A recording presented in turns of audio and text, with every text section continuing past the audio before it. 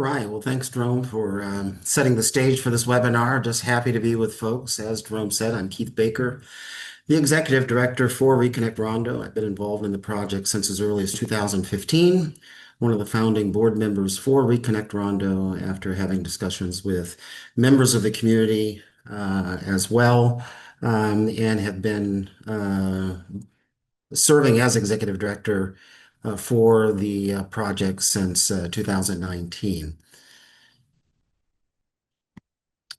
Just really want to make sure that that folks are aware that we really see the project as a project that is using a transportation tool, leveraging a transportation element, meaning a land bridge. Really want to also focus in on the fact that what we're really moving forward with is an African American cultural enterprise district that's using this element connected by a community land bridge as the essence and the focal point of our project.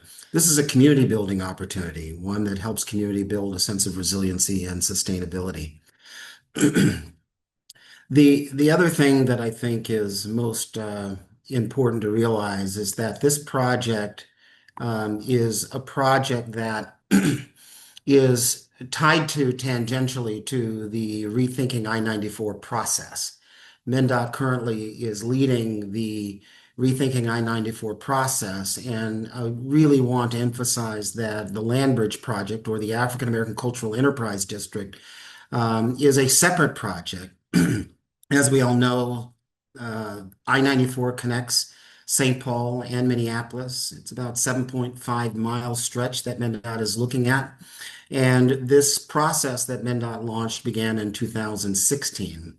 That followed the apology of then Transportation Commissioner Charlie Zelle, and at that moment, the city of St. Paul Mayor Chris Coleman. It provided an opportunity for the harm caused to be acknowledged and for the community to begin its pivot towards its own aspirations. The effort of Reconnect Rondo and the community, as I mentioned, is a separate process than Rethinking I-94, though it does run parallel and at some point will interconnect or intersect. As some of you know, MnDOT has been in a process to review a wide range of alternatives. But before the decision, MnDOT went through an extensive process of engaging with the Rondo community through our organization and others, and really made a recommendation about the elimination of any expansion and any at-grade alternatives. But the remaining alternatives work really well and are complementary or compatible with our land bridge effort, which we're hoping to proceed and move forward with as time continues. We've been engaging the community for quite some time in a wide range of ways. And what this particular picture really depicts is kind of the geographic space that we traveled by way of bike, just to get a feel of the changing typography, to get a sense of where money exists in terms of more wealthier communities or sections of the Rondo footprint, and where there are areas in which the community is struggling to find its own improved quality of life. But we want to be sure to connect the past, the present, and the future. The key question for us is, what does it mean to restore a community? How do you go about work that begins to bring about the outcomes and the aspirations of the community? What does it mean to focus in on rebuilding and revitalizing a community that has suffered systemic harm, but we want to ensure long-term sustainability and equity? For those of you that may not know, 700 homes and 300 businesses were taken out within Rondo. It really undermined the social, cultural, economic, civic, and spiritual fabric of the community. If the houses that were taken were still there today, the value that could have passed on generationally would be today $250 million. For those of you that really think about that value and what that value means to the mobility, the sustainability, the viability of a community, you can understand exactly what that means. Restorative development aims to rebuild that wealth through community-led investment, infrastructure, and economic opportunities. So the mission of the organization as a 501(c)(3) is to lead a restorative movement on behalf of community. An approach to transportation planning and project development in a fundamentally different way than cities approach them, planning organizations approach them, counties and DOTs approach them. At its core is the commitment to community-centered leadership and ownership, empowering residents to challenge conventional infrastructure and urban development practices while navigating very complex systems and relationships and interdependencies. For us, it is important that we really navigate the policies and the compliance landscapes that are established by cities, counties, states, etc., in order to really move forward this proposition. The organization champions innovation, community-first solutions that prioritize equity, justice, and economic self-determination and empowerment. We're making a compelling technical, business, moral, and just case, and you'll hear from Zach in a little bit about one of the studies in which we've conducted, because what's important is for us to be able to speak not only to our jurisdictions, but be able to speak to our community members, be able to speak to those that are allies, those that are in alliance around transportation investments and policies that are beneficial to community as a whole. Land bridges are not new. These things exist all across the country. In fact, Seattle has more land bridges than any place else in the country. So we've looked at a wide range of examples, case studies, that tell us that these kinds of things can happen. When we think about Lowry Tunnel here in the Twin Cities, that is a form of a land bridge where the Walker Arts Center exists. Columbus, Ohio, Clyde Bridge in Dallas, Texas, and as I mentioned, in Seattle, in a number of locations. So across the country, 950 communities have been devastated by the freeway system, and this could be a way in which land could be reclaimed. Thinking about a blank canvas. If we have a blank canvas and no land currently exists, what Reconnect Rondo is leading the effort is to create new land. And the question is, how do you use this newly created land that is being created? Well, the big idea clearly is to establish an African American cultural enterprise district. That was Rondo before the freeway came through. As I mentioned, the social, cultural, economic, civic, spiritual fabric existed for 120 plus years. And then the freeway came through and undermined the projected and existing vibrancy of the community. The project's a big idea. The restoration of a community, leveraging transportation element, supporting community-driven neighborhood planning with intent to actualize the city's comprehensive plan, the county's economic competitiveness strategies, the Met Council's regional goals and strategies, and the aspirations of the community with a focus on 6 key elements. And I'll share that with you here shortly. Investment in the corridor needs to happen. Reconnect Rondo feels strongly that the timing is now to leverage infrastructure policy and funding to bring about a direct return to the community. So what might this feasibility tell us about the potential here? It has the potential of bringing about 576 housing units, new residents into the community, permanent and temporary jobs around construction, square footage for a marketplace, 13 acres of open park space, and return to not only the city, but the residents themselves. But as I've mentioned to you, we've spent a great degree of time with community, really listening and walking them through a process that they ultimately own. So we're talking about doing this by community, doing this with community, and finally ensuring that we are doing this for community. Oftentimes I talk about a box of crayons, and I use our technical team, Mend Collaborative being one of those technical team members, that they're like a box of crayons. And what might a community imagine drawing on this blank canvas? So they're merely the technical expertise that is translating the information that they're receiving from community. and putting it in technical forms so that, again, our various audiences of people can really understand what this really means. I've shared with you that we're making a technical case, a business case, a moral case, and a just case. And there are a wide range of studies that are accessible on our website, reconnectrondo.com/resources. We've worked closely with the Urban Land Institute on a couple of these studies around the financing model, which certainly will be spoken about here in a bit. Our restorative development modeling, neighborhood restorative development area plan, a place-based study on gentrification, digital technology and broadband connectivity. So these are just some of the studies in which we're moving forward with, have completed and or about to complete as we're proceeding. What is important to realize is what feeds our neighborhood area plan. One is the anti-displacement community investment strategy. The second is our restorative development modeling. With that, we can speak to our restorative development modeling. How do we create an inclusive economy? How do we create a livable environment where people can prosper and be thriving?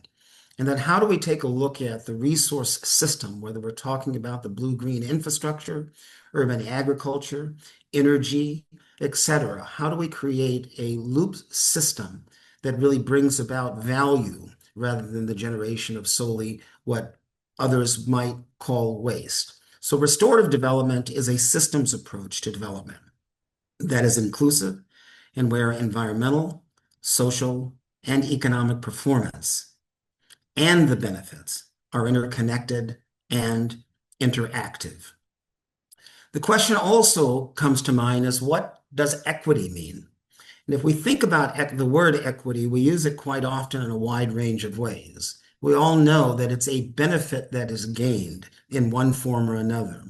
By 18 indicators, the community of Rondo ranks net negative, whether we're talking educational security, health, healthy food access, physical safety, heat island effect, economics, etc.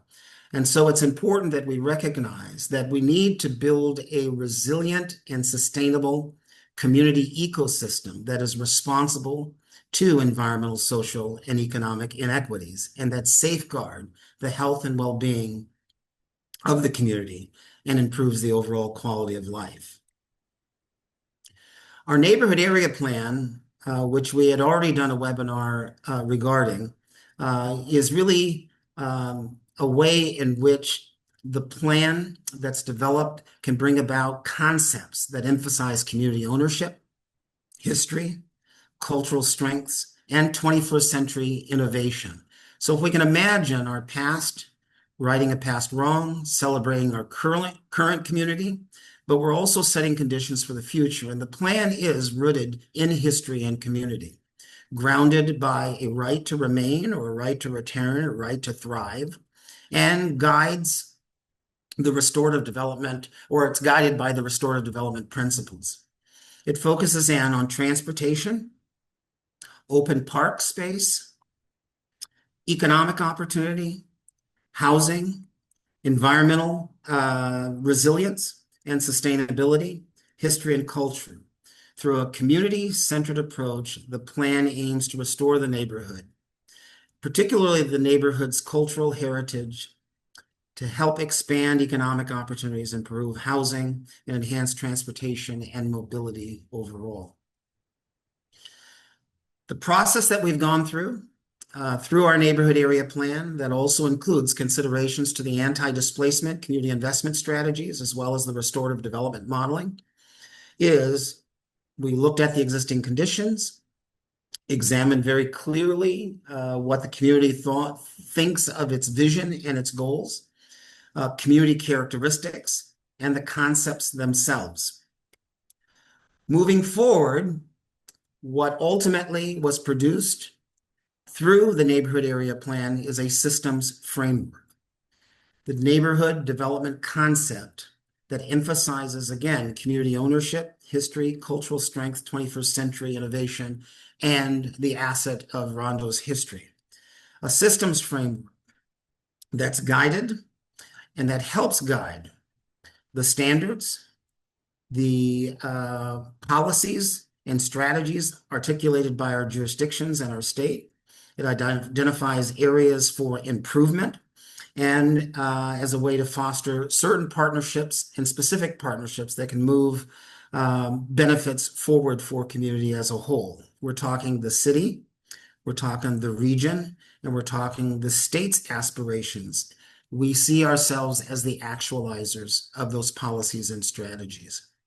At this particular point, I'd like to hand it back over to Jerome to introduce our key presenter. We'll be presenting on our anti-displacement and our investment study.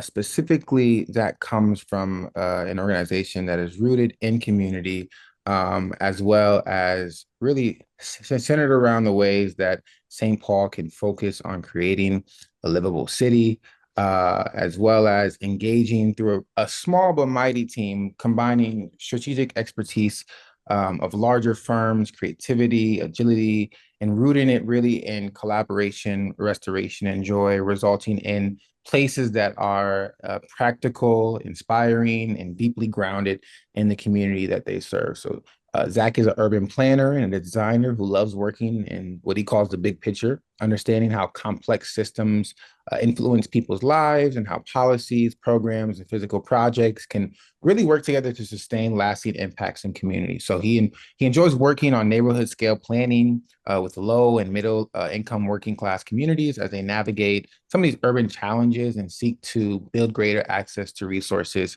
and opportunities for themselves and their children. And so with more than over a decade of experience in developing complex urban strategies, Zach's projects have received state credentials and awards all over the world, from Berlin to Boston, Houston, and the places that he's also lived, but really rooting back to his roots of South Minneapolis to exercise, a lot of his ideas of mobility and housing and small business support through participatory and evidence-based processes. So thank you so much, Zach. You can please share your screen, and I'll pass the baton to you to talk about your work. Great. And is my screen sharing okay, everyone? You're good to go. Great. Well, thank you guys so much for inviting us here to talk a little bit more about the Rondo Anti-Displacement Community Investment Strategy with you all. As Jerome said, my name is Zach Lockram. I'm a partner at Mend Collaborative, and we're an urban planning and landscape architecture firm that's based in Minneapolis and Austin, Texas. And we've had the great privilege of being able to work with Reconnect Rondo and alongside all of the other wonderful team of consultants, this box of crayons that Keith talks about in being able to move forward a strategy for anti-displacement and community investment. And I just want to start by saying that those words were very carefully chosen when this process kicked off. Understanding that the idea of a land bridge, the idea of an African-American cultural heritage district needed to be grounded in ensuring that the mistakes of the past weren't repeated in new ways, that there needed to be a commitment upfront to ensuring that the community that has called Rondo home has an opportunity to benefit from any activities that are undertaken in that area, and that there are real and true opportunities to ensure that the community that is there has the ability to return, remain, and thrive. And so that's really the starting place for the work that we were able to do. Alongside this work, in addition to the studies that Keith has already talked about, the city of St. Paul was undertaking an anti-displacement strategy at the same time that we were working on this work. And we worked very closely with them, understanding that anti-displacement strategy is something that needs to have a variety of different actors working within it. There needs to be intentional policy making from the city alongside all of the things that the whole community of nonprofits and quasi-governmental agencies can do. And so we started off this process by really ensuring that we were working on the same base level in terms of understanding what we were talking about. And ultimately, we ended up using some definitions that were developed as a part of the St. Paul study to really think about what different types of displacement and what gentrification could ultimately mean. So I want to ground our discussion here today in those definitions as a starting place. So gentrification for us is a process where neighborhood change, where higher income residents and businesses move into a historically marginalized or underinvested neighborhood. This could be driven by government policies, but also is driven by private interests and market demands. Then there are three types of displacement that we think about. The first is direct displacement. And this is really the type of displacement that we talk about when we talk about the construction of the highway.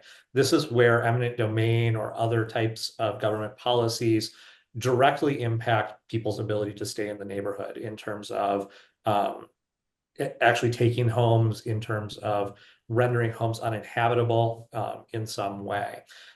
Typically, this is not something that happens as often now as it did in the 1950s, 60s, and 70s. This isn't a type of displacement that gets repeated often today, but that doesn't mean that there aren't other types of displacement that we need to be concerned about. Indirect displacement is probably the most prevalent, and that is when homes that are owned or lived in by lower income residents become more expensive through a shift in housing cycle, price increases, policy changes, occupation by middle income residents, and can simply no longer afford to live in a community that they've called home. The third type, and really equally important for how we were thinking about this work, was the idea of cultural displacement. And that occurs not just when something becomes too expensive, but when people no longer feel at home in the places that they've called home. Maybe that's because shops and services have shifted to focus on residents of a different background. It could be because the character of the neighborhood is transformed, or there may be other ways. Oh, did my screen just stop sharing? No, it's okay, right? Yeah. You're good.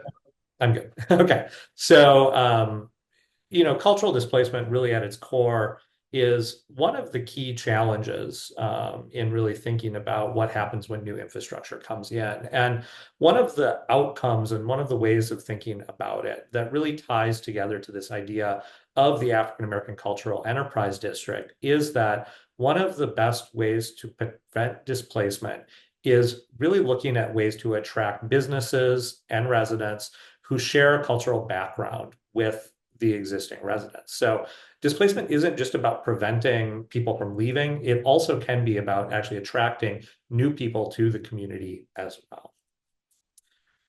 So with this as a background, we really wanted to understand what type of model it was that we were working to create. We wanted to ensure that new value that was created within the community from new development or other types of investments was being reinvested in the community. And that can mean both on an individual level, but also as a community level. How are we thinking about the ways that parks and open space, housing, entrepreneurial spaces, health and wellness could actually continue to really invest in those community outcomes in a way that builds wealth and that allows for a continuation of a cycle of investment within the community. All of this was also grounded in community feedback. And as Keith talked about, this was very wide-ranging, always done in tandem with the other studies that were being done and the ongoing work. But there were a few key things that we really heard through the community that we wanted to make sure that we were really focused on. The first is that we really needed to start major anti-displacement measures as soon as possible.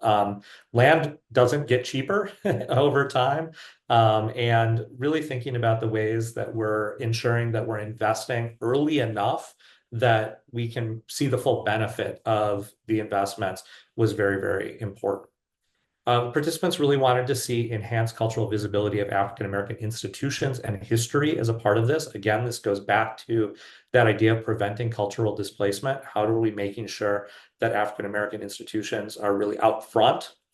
We needed to make sure that we were developing collective capacity and funding. One of the things that was really important in this work is that there is no one organization that can do all of the things that are needed. And so there needed to be collective action and really working together across a number of different areas in order to ensure that the types of recommendations that were put forward could actually be fulfilled.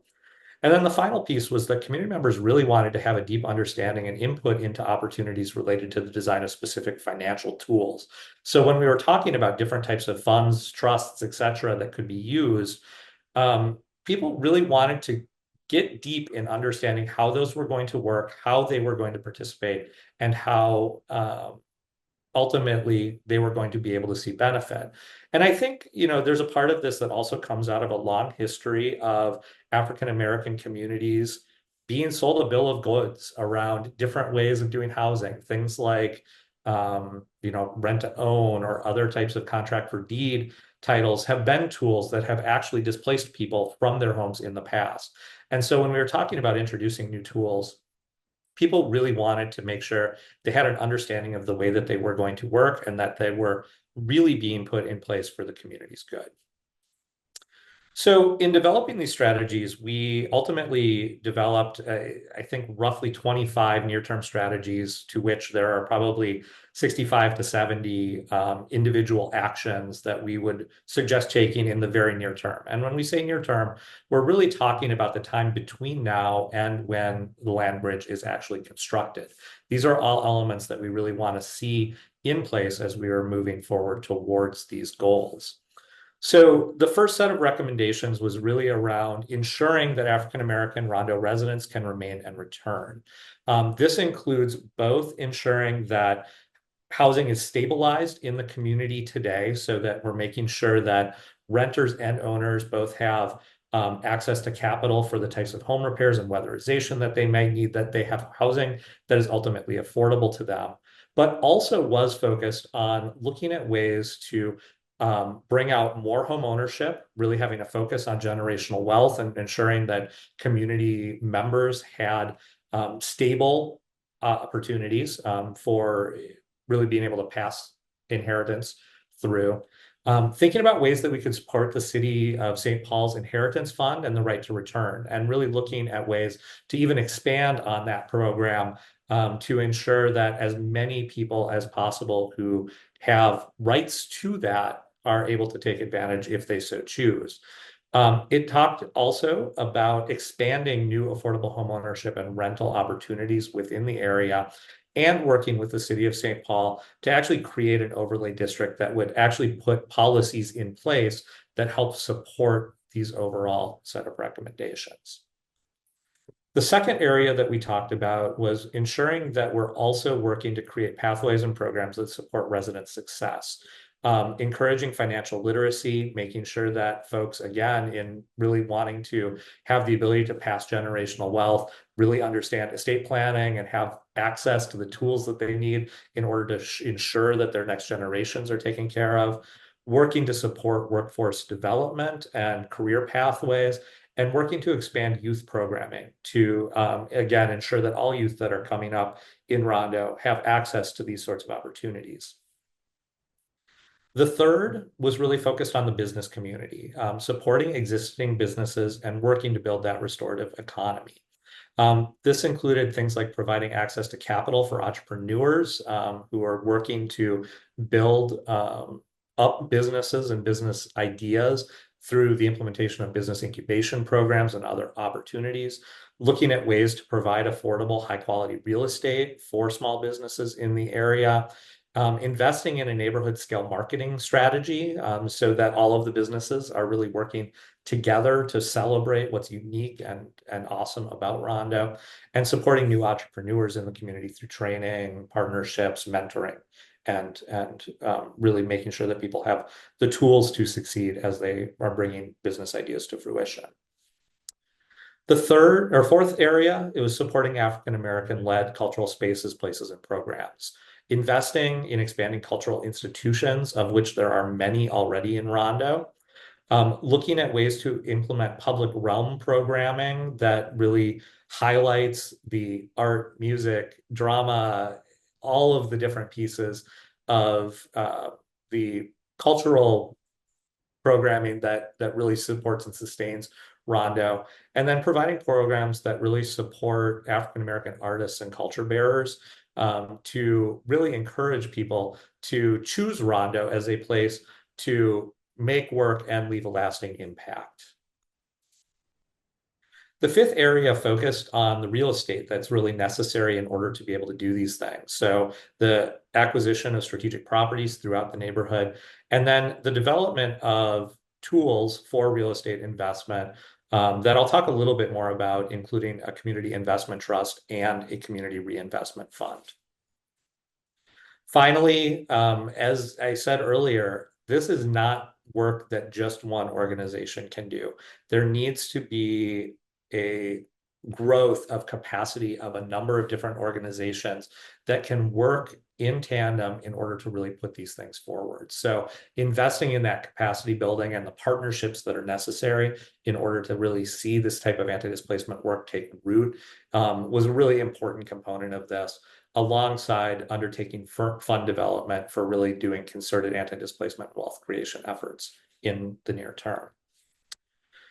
So that's a lot of stuff. It's a lot of things that we really need to be working on as we're moving this work forward. And the next piece of our work really focused on how do we start to think about some of the implementation tools that would be possible in order to move this thing forward. As I said, there's probably no one organization, but what we were able to look at with all of these recommendations is that there were 7 abilities that we need an organization or a set of partner organizations to be able to do. The ability to own property and own development rights, the ability to receive philanthropic and charitable funding, the ability to receive public funding, the ability to operate programs that provide social and financial returns, the ability to develop property, the ability to capture value, and finally, the ability to administer an overlay district that helps support anti-displacement and community investment goals. So what we really want to see is, again, a web of partnerships of various types of entities that can really work together to do this. But aligning through that, one of the big opportunities that was really put forward is the idea of actually creating an authority. And this is something that we have by statute in the state of Minnesota that we can have that really focuses these types of abilities into the opportunities to move forward. They can own development rights. They can operate parks and green spaces. They can operate a investment trust. They can work as a master developer. And so really looking at those sorts of opportunities to really ensure that we're working with our state legislature to create the types of institutions in the community that we would actually need in order to move things forward becomes a large priority. We also talked about 2 very specific investment tools. One is called a community investment trust. The other is a community reinvestment fund. So both of these are tools that can be used to reinvest value that has been produced into the community. And ultimately, we need to think about ways that we can do both in balance with each other. A community investment trust is something that would be owned by people or organizations in the community to own real estate and other assets.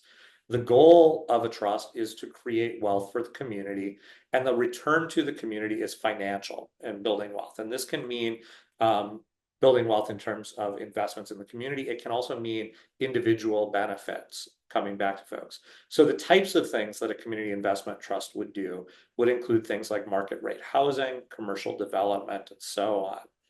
A community reinvestment fund could store some of the money generated from real estate and other assets, but with a goal that's about supporting holistic community development. So the return on community is social, it's about well-being, it's about sense of belonging. The things a community investment fund would work in are things like cultural institutions or funding affordable housing in the community.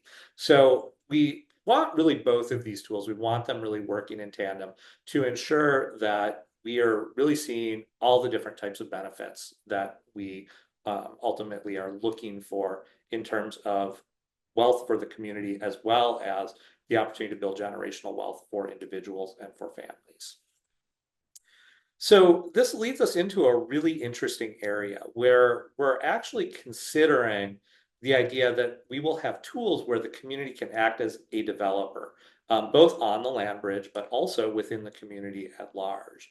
So when the land bridge is built over the next 20 years, these concepts can be really utilized to think about the ways that we can use community control over development rights on the bridge itself.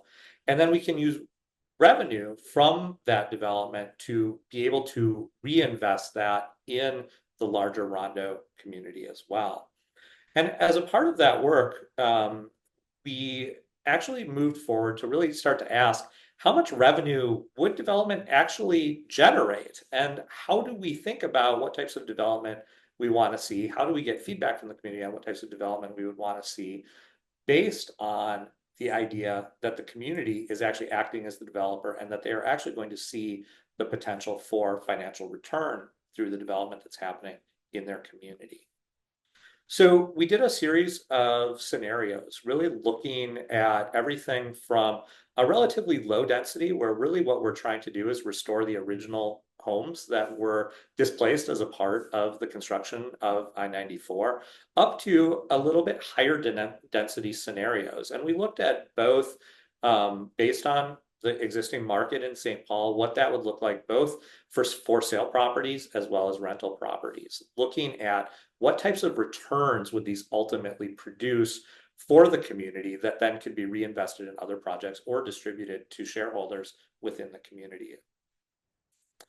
So we looked at that both as a initial way of looking at all four markets. So when you're, or all market rates. So really looking at what are we doing to maximize possible returns for the community from a financial standpoint? But we also understand that the finances aren't everything that we're trying to do. This community wealth, the idea that everyone should have a home that's affordable to them, is extremely important as well. So we also did look at affordability and differing levels of affordability on the land bridge.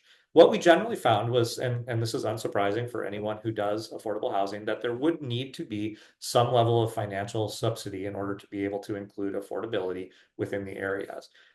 More subsidy was typically required for higher density scenarios because of the higher number of homes overall. But this is not unusual when you're doing affordable housing. So there's a variety of different ways that we could look to bring in additional local, state, or federal subsidies in order to be able to meet that gap. And that there may be possibilities to really look at an inclusionary approach in which some of the returns from the market rate development are used to create affordable homes within the area as well.